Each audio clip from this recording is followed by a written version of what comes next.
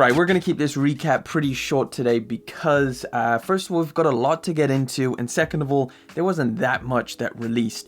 There was some notable releases, but the main one is today actually. It is Easter Sunday, the second Adidas Forum Low collaboration with Bad Bunny drop, and that was the Easter pink colorway. So that released this morning, so obviously I took an L. Pretty easy, pretty comfortable. I'll give you a little look. Here's my account. You can see it says sold out on the confirmed app, and then yeah, of course, no other raffle wins that I got on this pair of shoes. Very limited, very high in resale value as well, obviously considering how limited and sought after the first one was. This one was going to be exactly the same. I mean, well done to anybody who did manage to get a pair, but yeah, I definitely didn't manage to, even though I went for them. Now we do have, listen, we got to get into this one because I mean, it's such a big thing, and I know I'm very late to it, but I didn't really feel like covering this one either. So of course it's the freaking Satan shoes, the MSCHf and Lil Nas X Satan shoes, with Nike kind of caught in the middle, trying to just keep their head above water with all of this bad publicity or bad press that's coming their way. So of course you guys know the story, the Satan shoes that were released by MSCHf in collaboration with Nas X, they got a lot of pushback. And then, of course, people started making the connection, well, what the hell, Nike? Why are you doing this? And Nike's like, listen, hey, we had nothing to do with this. So in order to portray that, I believe Nike then filed a lawsuit against MSCHf for the sales or the kind of infringement upon their brand that this shoe caused. And I think the lawsuit was more just to the fact of like, listen, we need to make people know that we have nothing to do with this, because everybody was making that connection when the first kind of rumors went around. So what actually ended up happening now is that the judge granted Nike a motion to stop all sales from MSCHf. I believe MSCHf actually said, yo, we've sold all of them and we've already shipped them out. In fact, we have seen some listings on eBay that go for like, what, 8 grand or something ridiculous. So we know people have their pairs in. Essentially, yeah, this motion is there. So whatever inventory MSCHf has left, they are not allowed to sell them. But yeah, I just kind of thought this was interesting that this is the way that this whole thing went. Extremely controversial. A lot of people are talking about it, and yeah, Nike is putting their foot down, and whatever this means for people who are trying to customize shoes or whatever, I think maybe something we start seeing a little bit more of in the future. But then speaking of the whole people using people's names, Nike is getting a little bit of backlash for using someone else's name, and of course that is this next story where USPS is coming after Nike for the Air Force One experimental. This one right here. So we never actually saw a release of this. This one, however, takes a USPS spin on it with custom labels on it. Of course, they have plenty of USPS branding in there and stuff like that. So yeah, essentially USPS is not too happy about that. The Nike Air Force One USPS experimental shoe is neither licensed nor otherwise authorized by the US Postal Service. The Postal Service, which receives no tax dollars for operating expenses and relies on the sale of postage, products, and services to fund its operation, protects its intellectual property. Officially licensed products sold in the marketplace expand the affinity for the Postal Service brand and provide incremental revenue through royalties that directly support it. This is an unfortunate situation where a large brand such as Nike, which aggressively protects its own intellectual property, has chosen to leverage another brand for its own gain. The Postal Service is disappointed in Nike's lack of response to repeated attempts to come to a solution. The Postal Service will take whatever actions it deems necessary to protect its valuable IP right. It's crazy about like how many times we've seen Nike go after people for using their name or their designs, whatever it is, and now seeing the roles reversed, it's just quite hilarious. Now, I don't actually know whether this shoe has released. I don't believe it has. Anyway, let's move away from Nike and their lawsuits and all of the drama that goes around Nike, and let's talk about the Yeezy foam runner once again. Specifically this one, the MXT Moon Grey, is what we're going to be talking about. So obviously I did a review on both colorways if you want to go and check that out, but what we're talking about here is the fact that this specific colorway is the only foam runner that we know of right now that has been manufactured in China.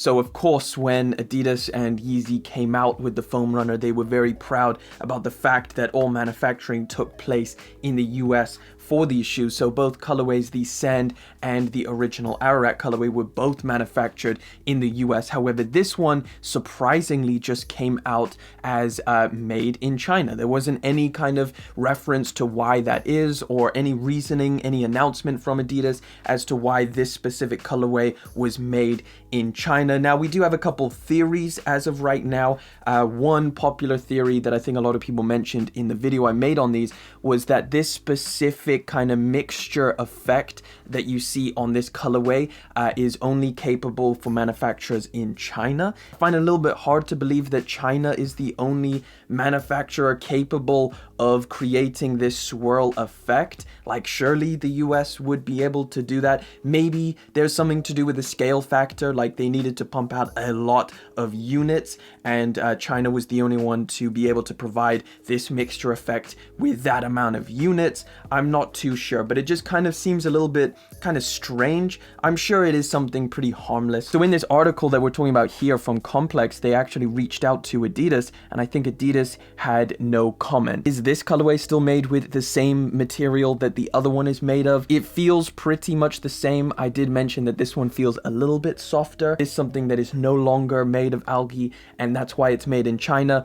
I don't know, maybe producing it was cheaper in China, so they just went that route. But yeah, something that's definitely up for debate. I'm not too sure. Complex is obviously not too sure. They reached out to Adidas. Adidas had no comment. Also in other Yeezy news, we have a new announcement from Yeezy Mafia, who recently kind of leaked this image here of an upcoming Yeezy 700 MNVN. This one is called Blue Tint. So of course we have the blue cyan, or the cyan colorway, and that is a blue MNVN, a lot deeper than this one here. This is kind of like a grayish with a hue of very light blue in it. I think this looks super cool. I love the MNVN silhouette in general, and this colorway is definitely something I'm gonna try and get my hands on. So you can expect the Blue Tint Yeezy 700 MNVN to come this July. Right, so we have the entire summer 2021 lineup for Jordan Brand. They have revealed all of their retro Jordans that are going to be releasing this summer. So we've got the Air Jordan 7 Flint. This one is going to be releasing, do we have a release date on this one? May the 1st, which is a Saturday. So this colorway, Flint 7s, they look super clean. They're going to be super popular. But you know what? I'm going to stop giving my opinion on these shoes, and we're just going to run through these real quick because there's a lot that we need to get into. Next up, we have the Court Purple Jordan 1 High. Man, I like these ones. These ones look sick. June the 3rd. That's when these ones are going to be releasing, all over white, purple swoosh, purple outsole, and purple details around the ankle area, along with a purple Jordan Wings logo. Air Jordan 1 Smoke Gray 2.0 is what we're calling it. This one is going to be releasing, I think we've had this release date for a while, May 15th. Very, very clean pair of shoes. Now, next up, we've got a Jordan 11 Low women's colorway. This one's all over white with the orange bottom. This one's called Bright Citrus. When is this one releasing? May the 6th. And then we've got this one, which we've been seeing for a while, the Light Fusion Red, which looks very, very pink. Full family size run and extended women's sizing. So this one is going to be releasing June 21st. This one I believe released this weekend, or at least out in the US. Yeah, April the 24th. Why did I think this one released? This one might have released anyway. It's the Legend Blue Air Jordan 11. This one I think everybody is freaking after. I think the prices on this are insane right now, like for early pairs. But this one's right around the corner this month, April the 17th. Jordan 6 Electric Green. This one is going to be releasing on June the 5th. Jordan 3 Women's Rust Pink. This one is going to be releasing on May the 28th. This one, again, I've stated is going to be my favorite, probably out of this list. The Jordan 4 Tech Gray. I love this colorway. Again, this one is May 29th, so at the end of next month. Gym Red or Red Flint, this one is going to be releasing on May the 1st, right around the corner as well, or beginning of next month. A ton of Jordan releases to kind of get excited for. Let me know what is your favorite out of all of these, or what you're going to be going for out of the Jordan 2021 lineup for summer. But yeah, decent amount of clean Air Jordans to get excited about. Now, listen, we got to talk about something we haven't talked about in a while, and that is Yeezy and D Rose. Derrick Rose and Yeezy collaboration. Got a little bit more of a tease again for this collaboration that should be upcoming this year. So the first kind of thing that we saw was this insane foam runner looking shoe. Like, it has the shape of the foam runner, however it also looks like a bone, or I don't know, there's been loads of comparisons to what this looks like. But yeah, this was something that we saw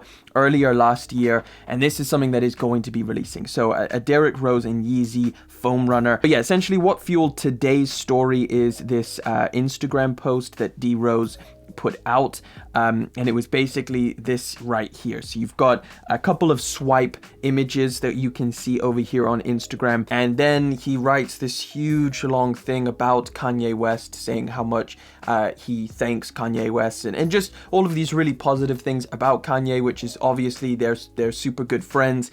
And then he puts out this image saying Yeezy Rose, project status plus on-court plan plus next steps. Essentially, they are working on this collaboration. It's not just going to be one foam runner shoe and that is it. There's going to be maybe an on-court shoe, a project status. Maybe they're coming out with a collection of different stuff, maybe something to do with clothing. I mean, at this point, we're really speculating here, but I imagine there would be a collection of different shoe models, including, I mean, we would have to assume that it's going to be a basketball shoe for sure. It's not just going to be a foam runner and that is it. So yeah, we at least know we got a little bit of an update. We got something to keep our morale high while we're waiting for this epic collaboration to come through. Right guys, it's time for a little bit of an investigation, okay? I need you guys to help me out to speculate what this is. Now, so essentially it all started with a couple posts from Yeezy Mafia and this account Adisite. Now, they put out a bunch of sketches and also a midsole of a pair of shoes, a mystery pair of shoes, and we're trying to piece together what this pair of shoes is. So I'll show you this first image. So this first image here is something that Yeezy Mafia posted as well. So if we take a close look at what this is, essentially you can see it's an all-over Boost encased midsole, and then you can see the two, the left and the right, or the medial and the lateral sides of this. Now, what's really interesting, of course, it's all kind of transparent or milky transparent, and you can see the outsole there. It has a bunch of trefoil logos embossed into it or stamped into it, a bunch of little dots and holes. So you can see it kind of has the NMD shape. Now, this is something I didn't immediately put together. However, when you look at the left one, or whatever side you guys are looking at this on, you can see the familiar shape of those kind of NMD blocks that you find on the side. Now, when I first saw this, I was like, okay, listen, what is this? Is this a Yeezy sneaker? Is this a collaboration sneaker? Is this a Y3 sneaker? And of course, if you take a look at the comments, and they're talking about Fear of God, they're talking about D Rose Yeezy, they're talking about Yeezy 350 V3, they're giving out all kinds of different things that this potentially could be. However, I believe if once we take a look at these following pictures, that this is potentially a new NMD. So let's take a look at the little sketch. So this sketch here, in one of the writings in the first page of this, it says Urban NMD something. I can't really read the handwriting, but essentially you can see a bunch of sketches, and this is looking to be a new NMD just based on some of the naming of these things that you can see in this sketch design. And then the final image kind of puts this into almost a guaranteed perspective of the fact that this is probably an NMD, and this is a picture of a bunch of different samples of NMD. So if you take a look at the sample tag, I mean, hey, we are getting in the sticks here with this investigative journalism. If you take a look at this image here, you can see it says model name NMD21. Adidas NMD, you can see the tag there, which would be on the top of the tongue, and then a bunch of different samples. So this is definitely going to be an NMD, and it could potentially look like any one of these or something completely different. A new NMD, a refresher of the NMD silhouette, something I think that the NMD definitely needs. We've kind of been seeing just the same design. I believe even last week or something, they brought back the original NMD. They like retroed that. And it's like, bruh, I mean, how long has it been? Did we need a retro of the NMD already? I think we can put that one to rest. It's probably going to be an NMD. It could be a collaboration NMD. We don't know at this point, but judging on these images, I'm going to put my bets out there that this is just going to be an NMD future version, an NMD 21 or whatever they end up calling this. So yeah, we can put that one to bed. Right, Travis Scott. I don't know if we spoke about this one last week, but we have spoke about this one before. Obviously, the British khaki Air Jordan 6. We have a release date. It is this month. Wake up, guys. It is this month, April the 29th. You can expect the Air Jordan 6 British khaki. Whether you're excited about this one or not, it is coming, and it is going to be damn near impossible to get. So I'm giving you guys plenty of notice. I don't think it really matters how much notice you have. This is still going to be just as hard to get. But, you know, if you know anybody who you could be like, yo, can you help me try get this? Maybe, you know, start using your sneakers account more, whatever your tactics are for trying to get a pair of limited sneakers nowadays. But yeah, the Travis Scott Jordan 6 is upcoming April 29th. We're not going to spend too much time. You guys know what it looks like, and I'm sure a lot of you are excited as well. Now, listen. We got a pretty dope freaking Air Force One coming through. Nothing incredible, nothing collaboration, but it's the Paisley swoosh. This one is an Air Force One low, and this one is going to be coming sometime spring, so very, very soon.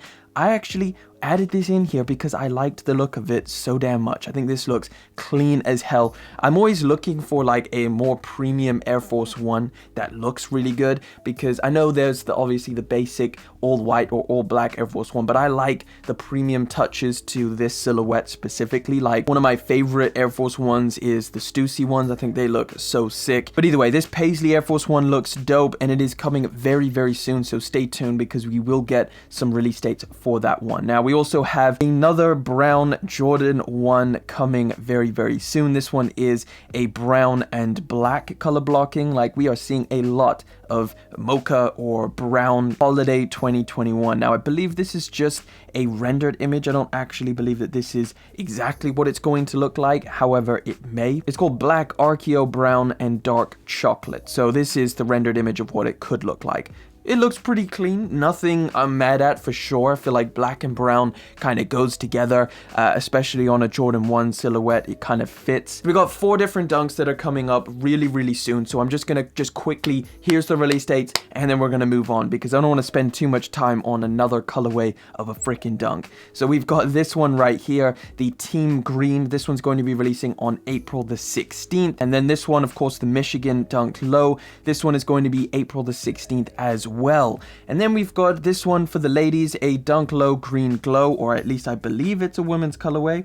Maybe it's not, I don't know. But this one is also April the 16th. And then this one, which is not April the 16th, but is something that is coming soon, the Dunk Low Starfish. This one kind of looks like it should have been on an SB, like the SBs, you know, where we had the Chicago and then we had the Court Purple. This one kind of looks like it should be a shattered backboard colorway on an SB, but it's not. It's just a Dunk Low that is coming soon, and it's called Starfish. This one is fall 2021, so you got plenty of time to prepare for this one if you wanted it. So this next one is pretty ridiculous. We have spoke about Bitcoin, we've spoke about NFTs, we've spoke about crypto quite a bit over here. Well, not quite a bit. We've mentioned different stories based on crypto and stuff like that. So this one is probably the most bizarre one I've spoke about. Maybe you are familiar with it, but it's called BitClout. So BitClout is the new crypto social network that lets you bet on people's reputations. Stay with me here, guys. Stay with me. This is the final story for today. BitClout is a social media, right? A social media platform that is based on blockchain, which again, if you don't know what blockchain is, it's a whole bunch of confusing words after confusing words. Essentially, it means that it's decentralized, which means there's no company or organization that controls it. It controls itself. So there's a lot of things that recently are based on the blockchain technology. Obviously, we know cryptocurrencies is the most popular one. NFTs is the biggest recent one, non-fungible tokens, where people are selling art and stuff in the form of a digital asset, I guess we could call it. So enter BitClout, which is an actual social media. Now, we did speak about a potential social media that could be based off of blockchain technology, and I kind of spoke about my idea on how cool that could be, something where a social media is decentralized. However, this one is a little bit weird. So in its own words, BitClout says it allows users to speculate on people and posts with real money, and it's built from the ground up as its own custom blockchain. The platform says its structure is similar to that of Bitcoin, though it has elements of a social media feed-like posts, follows, and individual user profiles. Now, so we have a couple, popular people on here, and you can actually see the price of buying into them, I guess, or their clout. So Elon Musk is at the top. I don't know whether this is an actual top 10 list, but he is at the top. Obviously, he is at $89,678.42, and you can buy into his clout. You can be like, yo, this guy is going to be popular for right now, so I'm gonna put some money on him staying popular. And then you've obviously got some other people: Mr. Beast, Logan Paul, Ariana Grande, Katy Perry, Justin Bieber, Jake Paul, Tyler with a tick, I don't know who that is, Mark Cuban. You got Donald Trump up there with 13,000. You've got Kim Kardashian with 11,000. You got Joe Rogan with 11,000 as well. Gary V. You've got BitClout itself with 11,000. You've got Kanye with 10,000. Kanye West is on here. I'm not going to explain this much. I'm not really going to give my opinion on this. I'm very interested to know your opinion organically without me weighing in on this. But essentially, it is something you can interact with if that's something you're into. I'm just very interested in what you guys think of BitClout. And are you going to be jumping on here as well? Because I believe all people can create a BitClout account and have people judge them on their clout ability or their clout popularity, whatever we want to call that. This is scary. It's scary, but it's also hilarious, and it's also very, very weird at the same time. But yeah, that pretty much wraps it up for today's episode. I want to thank you guys so much for coming through and hanging out with me for yet again another video. I want to thank you for liking, commenting, and of course subscribing. Enjoy the rest of your Easter break, holiday if you're celebrating, whatever it is. I will catch you guys in the next one, but until then.